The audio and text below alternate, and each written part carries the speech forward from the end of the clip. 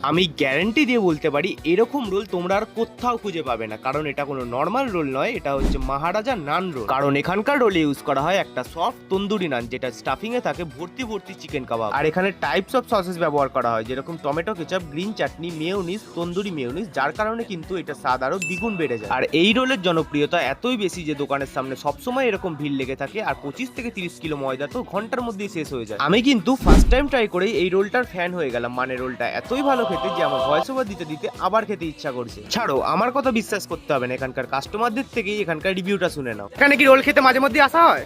কেমন লাগে এখানকার রোল? অডিয়েন্সদের কি বলে, তারা কি এখানে আসবে খেতে? মানে একদম রেকমেন্ডেড যে এখানে আসলে কিন্তু রোলটা মাস্ট চাই। তো কেমন লাগে এখানকার রোল আপনার? লোকেদের কি বলতে চাইবেন, তারা কি এখানে আসবে খেতে? মানে ফুললি রেকমেন্ডেড, তাই তো? তো এই রোলটা খাওয়ার জন্য তোমাদের কিন্তু আসতেই হবে মহারাজা রেস্তোরাঁতে, যেটার গুগল রেটিং কিন্তু 4.6 এরও বেশি, আর যেটা অবস্থিত ব্যারাকপুর ওয়ার্ল্ডস মোড় দিয়ে বারাসাতের দিকে যেতে মাত্র 150 মিটার। তাহলে তোমরা কবে যাচ্ছ এই রোলটা ট্রাই করতে? আর যারা ট্রাই করেছো তারা কিন্তু আমার কমেন্ট বক্সে অবশ্যই জানিও তোমাদের কেমন লাগে এই রোলটা।